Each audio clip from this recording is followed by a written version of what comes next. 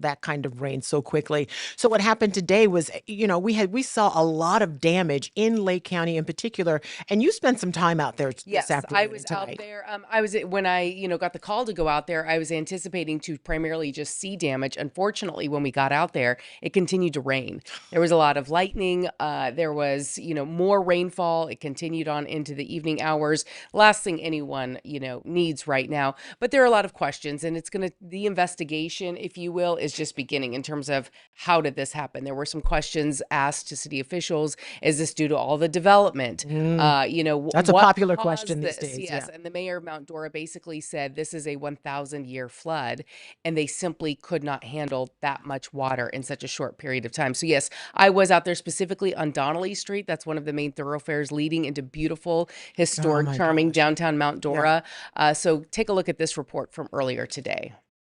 As you can see, it is now washed out and shut down. City officials say it will likely be closed for more than a year after 14 to 19 inches of rain came gushing through this area, washing out a huge portion of the roadway. I can tell you at least 20 homes had to be evacuated at the Waterman Village nearby because of all of this erosion that was caused by those flash floods in the middle of the night. We also understand at least 12 people had to be rescued due to the flooded streets in the area, including one woman who had to abandon her car here on Donnelly Street in the middle of the night. Fortunately, she was able to walk to safety. Her car had to be pulled from that hole.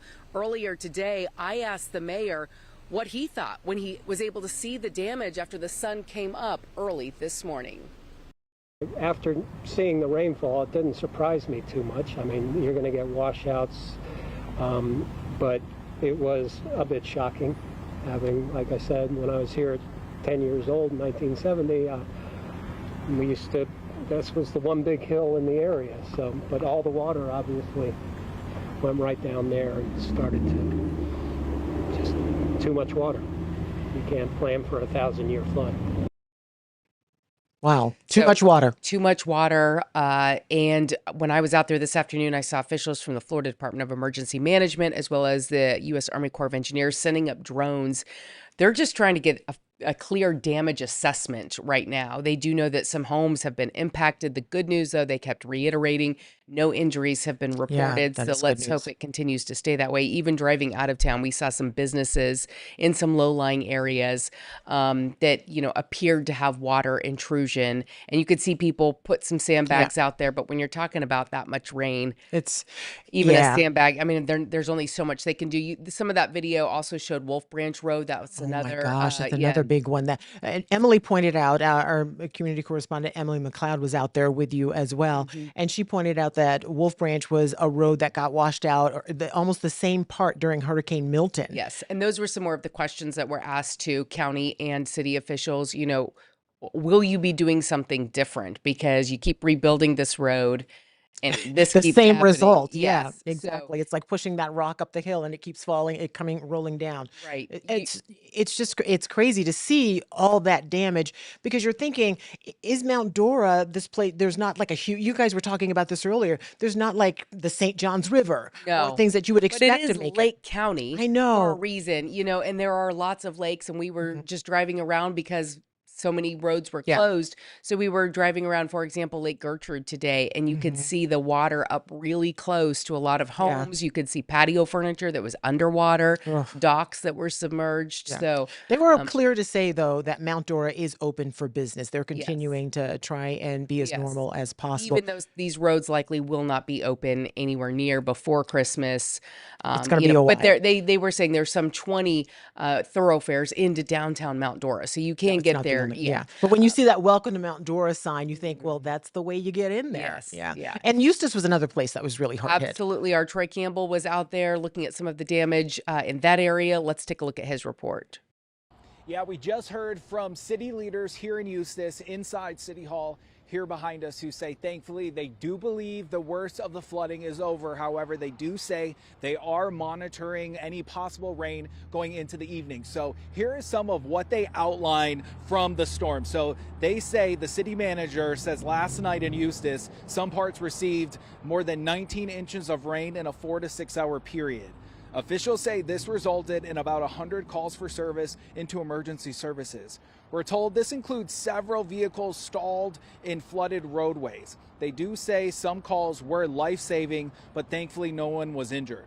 The city says it's now working to assess the damage from the flooding. They describe most of the damage being limited to residential streets.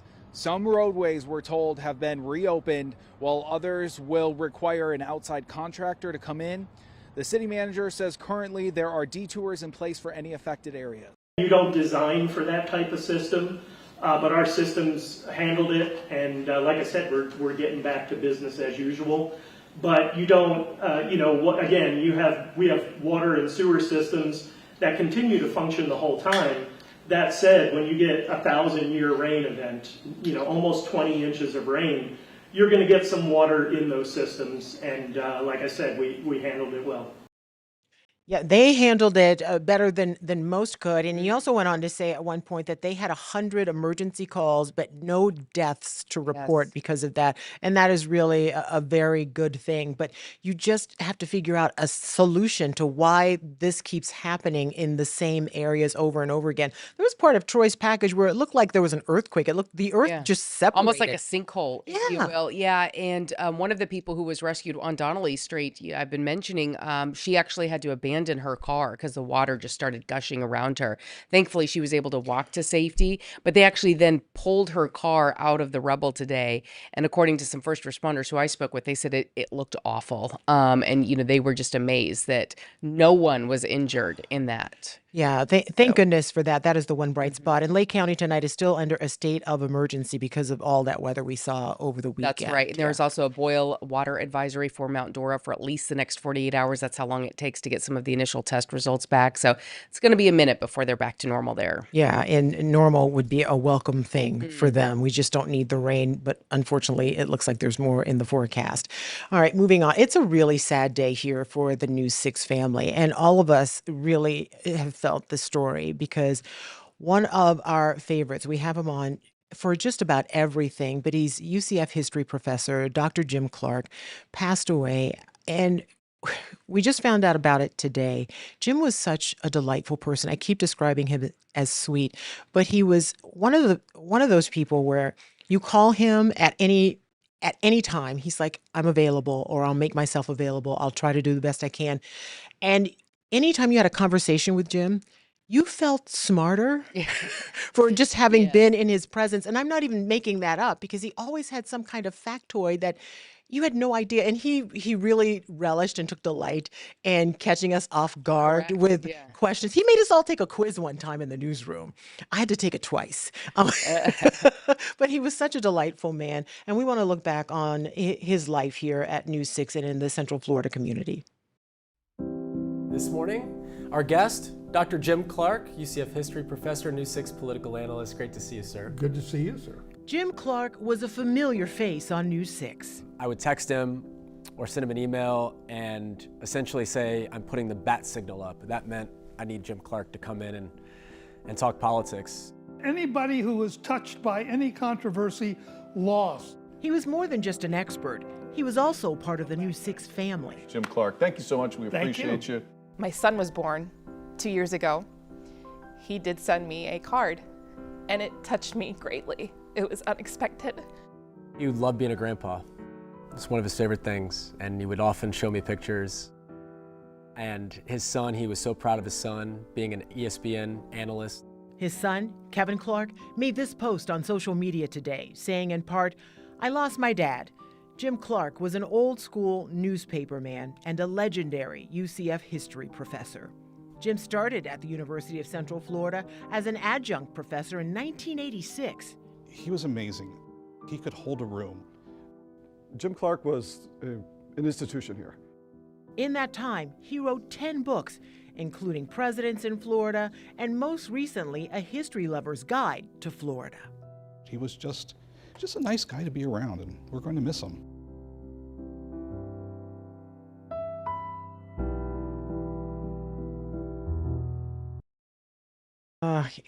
He made everything fun when he was in even terrible days. Yeah. You know, he just always had something. He put everything into historical perspective Yes. for all of us. Yes, and self-deprecating in so many ways too. Yeah. I was just looking back at some emails that he Oh sent, my gosh. and including a picture of his son who was an ESPN or is an ESPN analyst.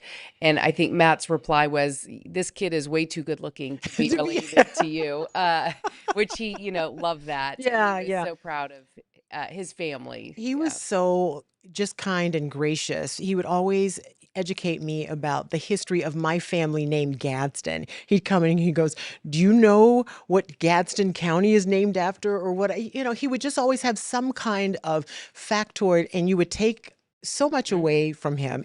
When I first moved to Florida in 2007, I bought this book, not knowing Jim Clark, because I said, "I don't know anything about Florida. I need to learn. I'm moving to the state." And they're like, "Read this book and you'll Yeah. get caught up to speed." And Lisa, I want you to read what Jim wrote. Just read it out loud, Lisa. He Based autographed on the- what you told him to write to Ginger, my favorite co-anchor, Jim Clark. I didn't tell him to No, write it. but that just goes to show he was a teacher at heart, and he wanted to impart knowledge on people, and he did it in the best way, having fun, Yeah. and making you feel special and connected, Yeah. and always, looking for a way to get you to connect to the history. And he did a great job of that. He will be missed in these parts for sure. Yeah, he'll be missed. I'll have a Diet Coke for him because he always had a Diet Coke present with him. We'll be back with more news because Hurricane Melissa is about to slam into Jamaica, and it is just a horrific storm. But some locals are trying to help their family members who are in Jamaica when we come back.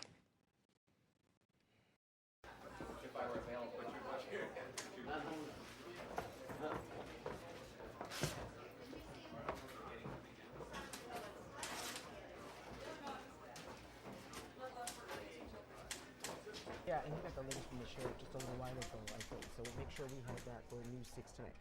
Hey, thanks for stopping by. We know you're busy, but news doesn't stop, and neither do we. That's right. And this is News 6 Tonight, where we leverage this entire busy newsroom with our community correspondents, our producers, our content desk, and then we filter through that. We have a casual conversation about the news that impacts Central Florida. Yeah, we live here in the community, and we rely on you for our neighborhood network because you're our eyes and ears as well, and we can't do it without you. So you can watch us all over the place, YouTube, News 6 Plus app, and clickorlando.com. While you're here, feel free to engage. Let us know who you are and where you're from.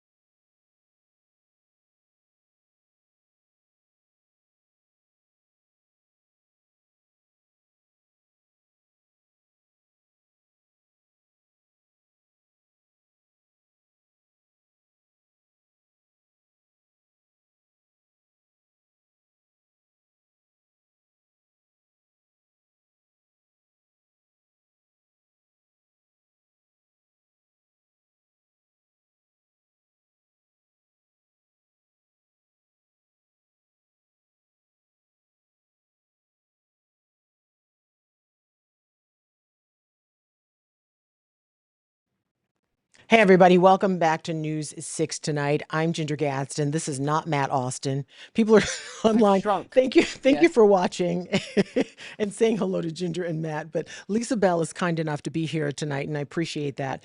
One of the stories we cannot stop talking about or looking at is Hurricane Melissa. This is an intense Category 5 storm barreling toward Jamaica. And of course, if you've lived in Florida for any length of time and you've been through any such type of tropical storm or hurricane, you know what a Category 5 means and the potential damage that it can cause. And so our hearts are going out to people in Jamaica, people who have family in Jamaica, because they are just so concerned right now about their friends and family and loved ones who are really in harm's way tonight. Yeah, and right now they're just trying to do all they can to brace for impact. Your West Orange County community correspondent Tylisa Hampton has more on how people here are trying to help relatives on the island. I spoke with those from the Jamaican American Association of Central Florida. They tell me they are deeply concerned about what this hurricane could do to Jamaica. And I also spoke with a woman who is in Jamaica right now. She tells me that she's trying to do everything she can to prepare, but she's not sure if it will be enough. How scary is it? We're all very anxious. Speaking to friends and loved ones while they still can. Hi there, how are you? With a Category 5 storm expected to impact parts of Jamaica, the Jamaican American Association of Central Florida is donating to those on the island. What do you find is usually needed most? Drinking water for many persons and food supplies. Nadine Wright lives in central Jamaica, seeing wind pick up and rain continuing to pour down. What's just overall your biggest concern? The roads being blocked. I'm also concerned about telecommunications, so we won't know what's happening with our friends and relatives. The organization's president's thoughts turning to her grandfather who's on the island. He's 90. Are you at all nervous for him? Very, very. Hurricane Melissa bringing the threat of flooding and landslides. Really does look as if this hurricane is going to be devastating. I mean, devastating, that's one word, but when you are talking about a Cat 5 and you see people trying to fortify their property, how do you fortify anything against a Cat 5? The only thing is you just hope that it just dies down and loses some of its intensity before it makes landfall. And, we know any little wobble can make a big difference toward the end. So let's just be hopeful that it's not as bad as it can be. But a Category 5 storm, we know, has a potential to be catastrophic, devastating.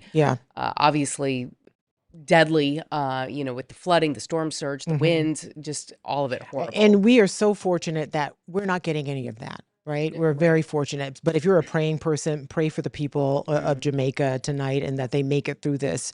We're going to bring in meteorologist Jonathan Kegas now because we got a look at that eye wall and how the hurricane hunters were there. And Jonathan, you're going to show us video of that, but you're also going to talk about something that I had never heard the hurricane hunters do before. You say you've known it to happen one other time. Just one other time, and I'll tell you the storm that it was in, and then you're going to know why they might have had it bailed. So we had when the 5 o'clock or the 2 o'clock advisory came out from the Hurricane Center, they had in their note the hurricane hunters could not complete their trip through the eye wall. They had to bail because the turbulence was so bad. This is what we call the stadium effect, by the way. It looks like you're on the field and you're looking up towards the stands. You get these in the strongest hurricane because you get subsidence. You actually get high pressure to build on top of the hurricanes. You get air to sink and warm, and then that's why you can literally see the sun. And I mean, when these poor people go through landfall, it'll go completely calm for a short amount of time until they get the back end of the eye wall. This is wild, what we're looking at here. But yeah, the NOAA this is from the 53rd Air Force Weather Squadron Air Force hurricane hunters. And it was a NOAA plane that had to bail because the turbulence was so big. Ginger, we met some of those people before the hurricane season. They were gracious enough to let us come out to Lakeland and hang out on their turf. And not much scares them. If they have to bail, they fly into storms. Well, I was going to say, like this video, and you look at that wall, those guys had to punch through that to get to where they are, right? They did. And there's some video, I wish we had it, of them getting there. You can't see anything. It's like you're driving down I-4 in the middle of the summer when you have one of those torrential downpours coming, and then just instead of the 45-mile-per-hour winds, it's like 150, in this case 175. But it's crazy. So that is what they flew through. The other hurricane, by the way, that they had to bail, that was Ian. Right before landfall. It was actually their first time that they sent out their drone to complete the mission. So they popped it out of the belly of the plane, and it measured 200-mile-per-hour winds. That's crazy. That's one of the meanest storms that I've heard, being able to talk to the hurricane hunters personally, that they said that they've ever flown through. Look at this thing. And there is that stadium effect again on satellite. Yeah. This is something you see in the Pacific. This is what a typhoon kind of looks like. You normally don't get these big compact disc looking things. This looks a lot like Dorian did back in 2019 over the Bahamas.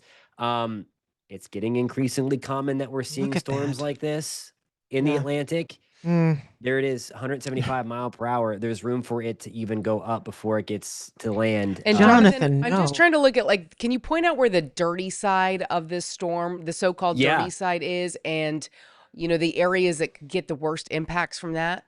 Yeah, so right now it's going to be to the right. So it's going to kind of work its way back into the northeast. So I would say somewhere right in through here, like Black River, Bull Savannah, Mandeville. That's where it's looking increasingly likely that landfall is going to be than anything to the right. So essentially, the entire island is going to be on the dirty Yeah, side of the storm. and that's I what I mean, was getting at. It looks like this is potentially going to make landfall in really the worst possible spot. yeah, I mean, right now, I'm sure the storm surge is already crazy up into Kingston. And I'm not sure what that bay is down there southwest of Kingston, but that water is already being forced up as it's moving in. The hurricane of record is Gilbert back in 1988 for Jamaica. It's going to make Gilbert look like child's play. I mean, this thing is crazy. And it's just my heart breaks. This is one of the things that where you can't stop it. And you want to, and it's just like you feel powerless. Yeah, and I know we were just talking, we're like the only thing that could possibly save the island of Jamaica right now is if it slows down or loses intensity, and it does not appear to be doing any of that. Right now, wind shear won't do a thing to it. It's completely closed off in that big purple disc. It will take a lot to erode anything, so wind shear won't do it. The water temperature is the deepest and warmest on the planet, right where that's at, so that's not going to do anything. The only thing is self-inflicted. If it can go through an eye wall replacement cycle, that's what saved from like the Gulf Coast from being worse than it was, because Katrina was a Cat 5 coming in. It did its eye wall replacement cycle. I mean, we know how bad Katrina was, but that was coming in as a 5, went through a eye wall and only a Cat 3. So we're praying for an eye wall replacement cycle. That's whenever the outer bands swirl in, it takes its eye away. It's almost like a hermit crab. I think I've used a hermit crab a bunch as a thing, but it sheds its outer, it sheds its eye wall to make a bigger eye wall. So It's a the great storm gets example. weaker. And at So what point, what time are we expecting landfall? It's going to be overnight or early tomorrow morning, if it holds on to the same course. I've not looked at this a lot today. I'm going to be honest. Let me. Well, see if I can you pull had up. some other issues to deal with closer to Yeah, home. so Quite I frankly, have not seen if it's still on the current track. So let me pull that up.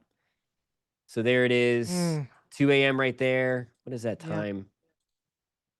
Then Wednesday 2. Yeah, so maybe like late in the morning, early afternoon.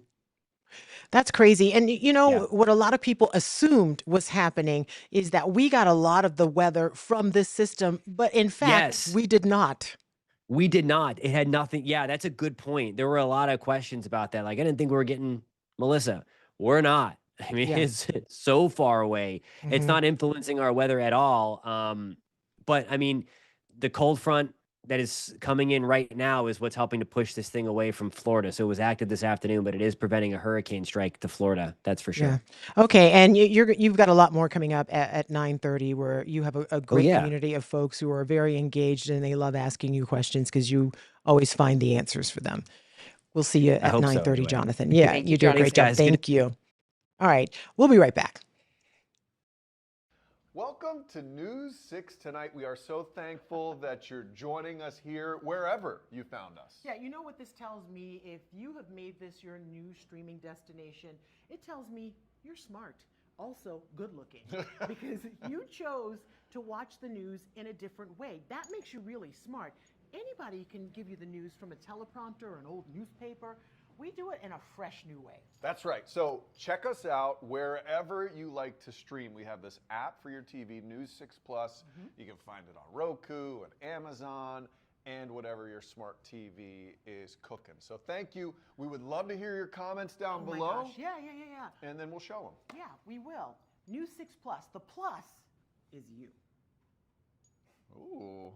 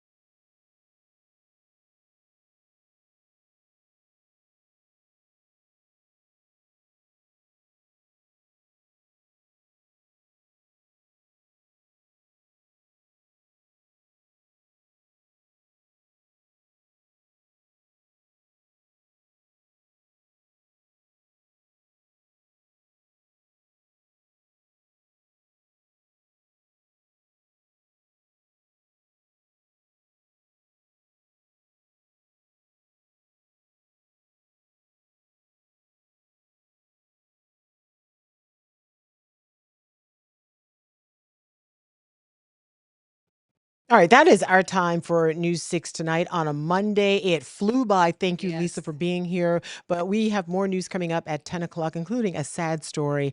It's a crocodile versus a golden retriever, and it's just an awful story. We'll have that for you coming up at 10 o'clock. We hope you take the time to join us then. Good night.